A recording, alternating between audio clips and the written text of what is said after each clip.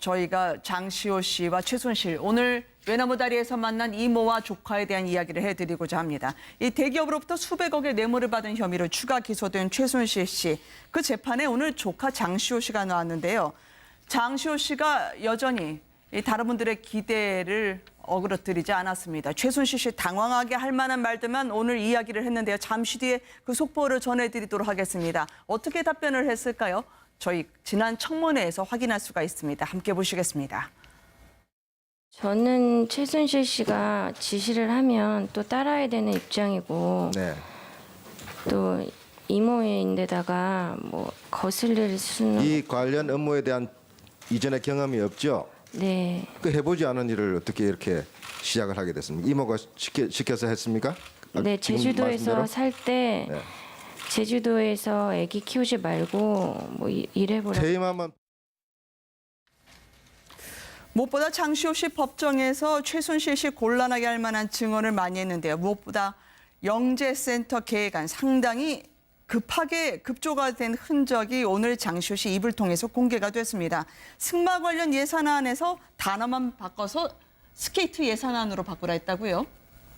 그렇죠. 지금 이제 이 그 동계 스포츠 영재센터가 이게 굉장히 급조돼서 네. 어떤 돈을 이제 가져오기 위해서 이제 마련됐다. 이런 것들의 좀 증거가 나타나는 것 같거든요. 특히 이제 장시호의 증언에 따르면 장시호 같은 경우는 이제 주로 이제 이규혁 씨라든지 그다음에 네. 이제 김동성 씨나 이런 사람 통해서 이제 동계 스포츠 영재센터를 만들지 않습니까? 근데 그 계획서를 만들 때 이 승마 관련했던 옛날에 그 박원호 전무한테서 그걸 받아서 거기서 승마라는 말만 빼고 이제 이 동계 스포츠 이것만 말을 넣었다는 거죠. 그러다 보니까 그 사람도 그렇고 뭐 안장 구입 비용을 스케이트 구입 비용으로 바꿔서 네. 사업 계획서를 일단 만들어야 되니까 굉장히 급하게 이제 사업 계획서 바꿨고 그리고 이제 최순실 씨가 영재 스포츠 센터한테 굉장히 관심이 많았다는 거예요. 이게 왜 네. 그러냐면 이 영재 스포츠 센터가 바로 평창 동계 올림픽을 겨냥한 겁니다. 그러니까 그러다 보니까 아무래도 평창 동계 올림픽을 할 경우에 이제 많은 예산들이 또 이제 투자가 될 거 아니겠습니까? 네. 그러니까 그걸 겨냥해서 이 동계 스포츠 영재센터를 좀 키우고 싶었다. 저는 이런 욕심이 좀 있었던 것 같아요. 네. 그래서 이제 이 어떤 서류 자체를 빨리 만들어 갖고 이제 어떤 돈을 갖다 타내고 또 삼성 측으로부터 이 동계 스포츠 영재센터에 대한 돈을 또 많이 가져오지 않습니까? 아마 그런 네. 목적으로 해서 했던 것이 장시호 증언을 통해서 좀 드러나는 것 같습니다. 이게 비문하고 오타투성이 사업계획서를 전달을 처음에 한 게 2015년 7월 25일 그때 무렵이었거든요. 그때 전달된 거를 이제 장시호 씨가 지금 얘기한 건데 그때 한 번 이재용 부회장한테 얘기를 한 게 아니라 2016년 12월 15일 날도 만났을 때 사업계획서를 전달했다는 겁니다. 그런데 얼마나 급하게 이걸 만들어서 전달을 했는지 바로 전날 장시호 씨를 불러서 빨리 사업계획서를 하나 만들어가지고 나한테 갖고 와라. 이렇게 해서 다음 날 장시호 씨가 그 사업계획서를 만들어서 갖다 주니까 그날 바로 이재용 부회장하고 만날 때 그걸 전달을 박근혜 전 대통령이 했다는 겁니다. 네. 그러니까 사업계획서를 만들 때 그냥 승마 빼고 스케이트 집어넣고 얼마나 엉터리로 하루 만에 만든 것인지 또 그걸 그렇게 엉터리로 만들었기 때문에 이걸 뭐 사업 계획이라고 할 것까지도 없고 그냥 최순실 씨의 이권을 위한 그냥 영재센터에 불과하다 이런 얘기가 그동안에 이제 법정 증언으로 나오기도 했었습니다. 선수 출신 지도자라고 써야 되는데 선수 출진 지도자라고 쓰기가 참 쉽지가 않은데 말이죠. 근데 저는 이렇게 네. 생각합니다.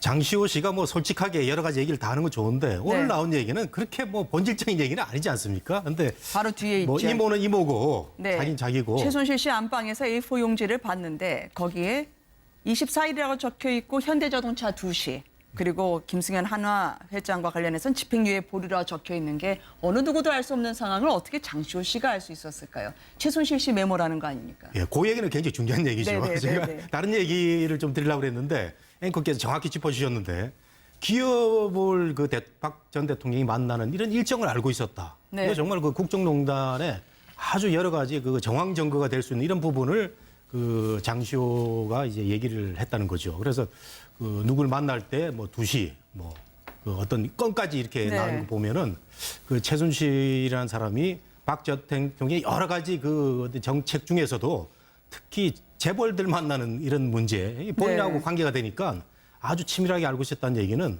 이번 사건의 본질하고는 굉장히 다 있는 문제고 그 외에 장시호가 계획서 낼 때 글자가 좀 틀리고 하는 문제는 정말 본질은 본질이고 또 다른 부분에 있어서는 혼자는 역시 또 본인이 중요하지 않나 이런 생각을 다시 한번 느껴봅니다. 네, 글자 근데 틀린 걸 넘어서 이거 워낙 굉장히 급하게 중요한 얘기가 만들었다는 될 것 수 때문에 있습니다. 나라 일을 그렇게 처리한 거죠. 네. 왜 중요한 얘기가 될 수 있는 게요. 이게 바로 뇌물 문제하고 연결이 되잖아요.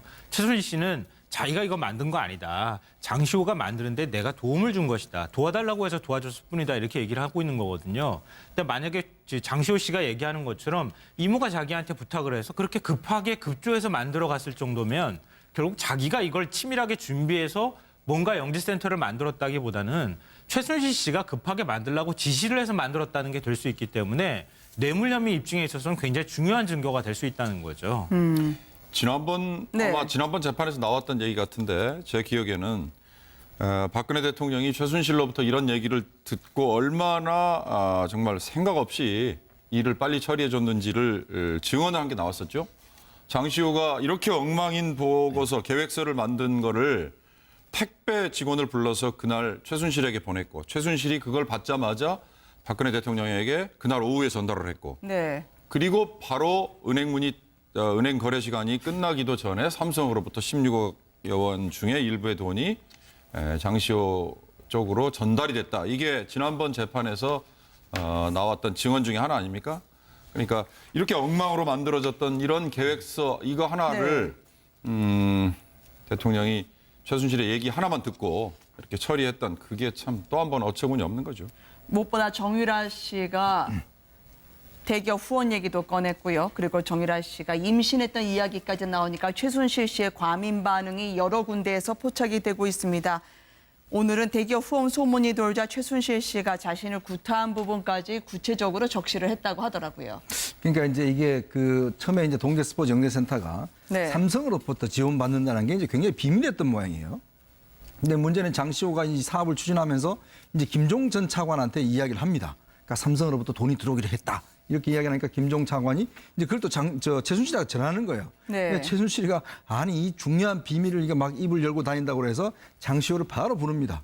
그래서 이제 꾸려쳐놓고 이제 뺨을 때렸다는 거예요. 네. 그러니까 그만큼 어떤 면에서 보면 이 어떤 이모와 어떤 조카의 뭐 이 관계보다는 이 사업가로서의 어떤 그 이런 것들을 이제 보안 유지를 못했다는 이유로 이제 굉장히 뭐 구타까지 했는 거 아니겠습니까? 네. 한편으로 보면 장시호 같은 경우는 이제 제주도에서 애 키우고 있었는데 그냥 그러지 말고 빨리 올라와라 그래서 이제 올라왔다가 이제 갑자기 이제 이 일 자체에 엮이게 되는 거예요. 본인 자체는.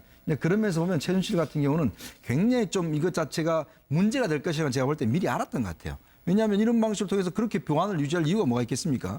근데 이렇게 삼성이라는 이유, 이 이름이 나갔다고 해서 네. 구타까지 하고 이런 걸로 보면 최순실 입장에서도 자신이 한 일 자체가 굉장히 은밀하고 또한 이게 굉장히 어떤 면에서 보면 중요한 일이다. 그리고 또 이런 보안을 유지하는 일이다. 그렇게 생각했는 게 아닌가 이렇게 생각이 듭니다. 네, 새로운 증언이 나왔는데요. 이게 경제 공동체와 관련해서 특검과 그리고 검찰 측에서 주시하고 있는 부분이 아닐까 싶습니다. 최순실 씨가 검찰 조사를 받던 중에 장시호 씨를 지나가면서 삼성동 2층에 돈이 있으니 그걸로 정유라와 손자를 키우라고 했다고 하는데요. 여러모로 많은 분들에겐 시사점을 던져줄 것 같아요. 이게 초기에는 아마 장시호 씨가 최순실 씨를 배신하거나 뭐 굉장히 많은 증언을 자기한테 불리한 증언을 하고 있다는 걸 몰랐던 것 같습니다. 네. 그러니까 저렇게까지 하지 않나 뭐 이런 생각이 드는데요. 그러니까 이걸 보면은 최순실 씨가 독일에서 이미 귀국할 무렵쯤에는 귀국 준비를 다 치밀하게 한 것이다. 이렇게 봐야 될 것 같아요. 그러니까 네. 정유라 씨는 독일에다 두고 본인은 박 전 대통령이 들어오라고 하니까 마지못해서 들어오지만 들어왔을 때 어떤 일이 벌어질지를 어느 정도 예측했고 그러고 난 다음에 막상 검찰에 이제 구속이 되고 나니까 딸이 정유라 씨가 걱정이 됐겠죠. 그래서 장시호 씨한테 쪽지를 건네면서 삼성동 2층 뭐 어떤 유치원에 가면은 돈이 있다. 이러면서 장시호 씨한테 그걸 가지고 정유라 씨를 도와줘라 이렇게 얘기를 했다고 하는데요. 이거 어디까지 사실일지 사실은 뭐 미리 우리가 예단하기가 좀 굉장히 좀 어려운 측면이 있지만 최순실 씨가 장시호 씨를 위해서 곳곳에다가 돈을 숨겨놨던 건 아닐까 이런 의심이 드는 그런 대목인 것 같아요. 네. 그러니까 우리가 그동안에 추측하기로는 독일에다가 지금 그 비덱스포츠라고 하는 회사를 두고 거기에 뭐 계열사가 14개씩이나 되고 그렇기 때문에 독일에 돈을 뭔가 빼돌려서 거기서 장시호 씨가 돈을 쓰고 있는 것이라고 생각을 했는데 그게 아니라 국내에도 최순실 씨가 구속되기 전에 뭔가 돈을 이곳저곳에 넣어놓고 난 다음에 네. 국내 협조자가 장시호 씨한테 돈을 주고 있다. 이렇게 추정이 가능한 그런 대목인 것 같습니다. 시청자 여러분들의 이해를 돕기 위해서 무슨 유치원은 정유라 씨 아들 이름이 적혀 있었다고 합니다. 정유라 씨 아들 이름 유치원으로 쪽지를 주면서 귓속말로 삼성동 2층 돈으로 자신의 딸 그리고 손주를 키워달라는 거였죠. 그렇죠. 이제 최순실 씨가 국내 아마 귀국할 때에 그때를 다시 상상을 해보시면 네. 그때 귀국하면 바로 검찰에 가지 않았지 않습니까? 그때 31시간 동안 최순실 씨가 한 일이 뭐냐면 은행 가서 돈 빼는 일을 했어요. 네. 그러니까 그래서 그때 한 수십억 정도를 돈을 갖다 현금으로 뺐다는 거거든요. 그래서 그 중에서 일부는 이제 변호사 비용으로 사용하고 제가 볼 때 아마 그때 뭐 여러 군데 빨리 돌아다니면서 제가 볼 때 아마 이 돈 자체도 보면 네. 그런 것들 용을 위해서 당시에 또 숨겨놨던 돈이 아닌가 이렇게 보여집니다. 네. 왜냐하면 지금 정유라가 지금 해외 덴마크에 있으면서 거기에서 사람들도 한 3명 쓰고 있죠. 그다음에 많은 지금 변호사 비용이 나가지고 있지 않습니까? 아마 그 덴마크에서는 굉장히 인류 이제 변호사라고 하는데 이제 과연 그런 비용을 어디서 될 것인가? 물론 이제 해외 현지 법인을 통해서도 할 수가 있는데 문제는 또 이쪽에서도 아마 돈을 가지고 할 텐데 그러니까 그런 걸로 보면 최순 씨가 들어왔을 때 왜 검찰이 그냥 제가 볼 때는 공항에서 연행하지 않았는가? 네. 좀 이거에 대한 굉장히 의문이 들어요, 솔직히. 그러니까 네. 결국은 최순실이 들어와서 모든 것들을 저 자료를 은폐하고 어떤 여러 가지 챙길 수 있도록 시간적으로 누가 또 도와준 것 아닌가. 지금 와서 보면 과연 최순실이가 들어오라고 할 때도 박 전 대통령이 전화를 받고 들어오라고 그랬지 않습니까? 근데 그런 거 보면 박 전 대통령이 청와대 박 전 대통령이 최순실 할 때는 뭔가 들어와서 할 수 있는 여유를 줬다. 아마 검찰도 그런 면에서는 이 시간적 여유를 줬고 그 사이에 최순실은 많은 어떤 준비를 한 것이 아닌가 이렇게 네. 추정이 됩니다. 근데 한 가지 이제 좀 짚고 넘어갈 대목은 뭐냐면은 삼성동 2층에서 뭐 돈이 있으니까 그 손자 키우는 걸로 써라 이런 그 얘기가 성립될 수는 있는데 이게 그 박근혜 전 대통령하고의 경제 공동체까지 우리가 입증할 수 있는 문제냐 하는 걸 한번 더 생각을 해봐야 될 것 같아요. 왜냐하면은 네. 삼성동은 비어 있었고 최순실은 삼성동을 그 마구 들락거릴 수 있는 그런 상황이니까 가구도 뭐 그 얘기를 듣고 뭐 처리하고 그러지 않았습니까? 그렇다면은 그 경제 공동체라는 사실을 그 입증을 하기에는 이 검찰이 지금 계속 그 흘러나온 얘기인데 조금 더 지켜봐야 되지 않을까 이런 생각이 좀 드네요. 예. 잠옷도 사주는 사이라는 제호 아래 이 최순실 씨가 자신의 법인카드로 박 전 대통령을 위한 쇼핑을 했었다라는 보도가 나오긴 했었는데 어쨌든 검찰에서는 이런 총력으로 가겠죠. 최순실 씨 이제 보면 정유라 씨 걱정이 많겠습니다만 더 구속기간이 10월까지 연장이 될 것 같습니다. 네. 그리고 장시호 씨는 어쩌면 현충일 다음 날쯤 6월 7일 석방이 될 수도 있다고 하고요. 그러니까요. 지금 뭐 구속대에서 재판을 받고 있는 피해자들의 경우에는 지금 시간 제한이 있잖아요. 네. 예, 그래서 아마 각각 지금 차이가 있는 것 같고요. 지금 아마 최순실 씨의 관심은 이제 정유라에 대해서 덴마크 법원이 내린 송환 결정 네. 이거일 것 같아요. 정유라는 보도된 바로는 아이에 대해서 지나친 집착을 하고 있다는 것 같고요. 뭐 어찌됐든 지금 우리 현행법상 뭐 아마 정유라 아이가 지금 생후 23개월 이미 네. 2살이 됐기 때문에 아마 교정시설 내에서의 본인과 함께 양육 이건 지금 불가능한 상황이니까 네. 이거에 대해서 아마 계속 뭔가 지금 뭐 거래를 한다면 이상하지만 뭔가 네. 좀 요청을 할 것 같고 네. 이거 관련해서 배려나 조치 뭐 이런 걸 기대하지 않을까 이런 생각이 듭니다. 네. 저희가 장시호 씨와 최순실 오늘 외나무 다리에서 만난 이모와 조카에 대한 이야기를 해드리고자 합니다. 이 대기업으로부터 수백억의 뇌물을 받은 혐의로 추가 기소된 최순실 씨. 그 재판에 오늘 조카 장시호 씨가 나왔는데요. 장시호 씨가 여전히 이 다른 분들의 기대를 어그러뜨리지 않았습니다. 최순실 씨 당황하게 할 만한 말들만 오늘 이야기를 했는데요. 잠시 뒤에 그 속보를 전해드리도록 하겠습니다. 어떻게 답변을 했을까요? 저희 지난 청문회에서 확인할 수가 있습니다. 함께 보시겠습니다. 저는 최순실 씨가 지시를 하면 또 따라야 되는 입장이고 네. 또 이모인데다가 뭐 거슬릴 수는 이 관련 업무에 대한 이전의 경험이 없죠. 네. 그 해보지 않은 일을 어떻게 이렇게 시작을 하게 됐습니까? 이모가 시켜서 했습니까? 네, 지금 제주도에서 말씀대로? 살 때 네. 제주도에서 아기 키우지 말고 뭐 일해보라. 퇴임하면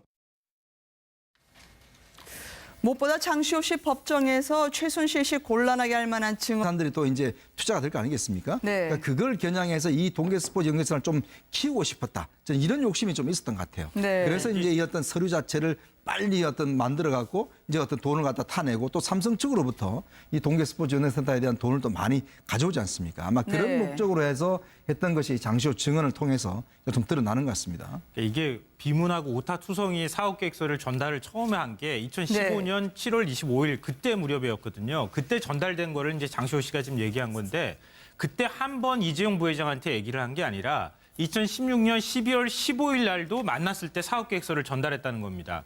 그런데 얼마나 급하게 이걸 만들어서 전달을 했는지 바로 전날 장시호 씨를 불러서 빨리 사업 계획서를 하나 만들어 가지고 나한테 갖고 와라. 이렇게 해서 다음 날 장시호 씨가 그 사업 계획서를 만들어서 갖다 주니까 그날 바로 이재용 부회장하고 만날 때 그걸 전달을 박근혜 전 대통령이 했다는 겁니다. 네. 그러니까 사업 계획서를 만들 때 그냥 승마 빼고 스케이트 집어넣고 얼마나 엉터리로 하루 만에 만든 것인지 또 그걸 그렇게 엉터리로 만들었기 때문에 이걸 뭐 사업 계획이라고 할 것까지도 없고 그냥 최순실 씨의 이권을 위한 그냥 영재센터에 불과하다 이런 얘기가 그동안에 이제 법정 증언으로 나오기도 했었습니다. 선수 출신 지도자라고 써야 되는데 선수 출진 지도자라고 쓰기가 참 쉽지가 않은데 말이죠. 근데 저는 이렇게 네. 생각합니다.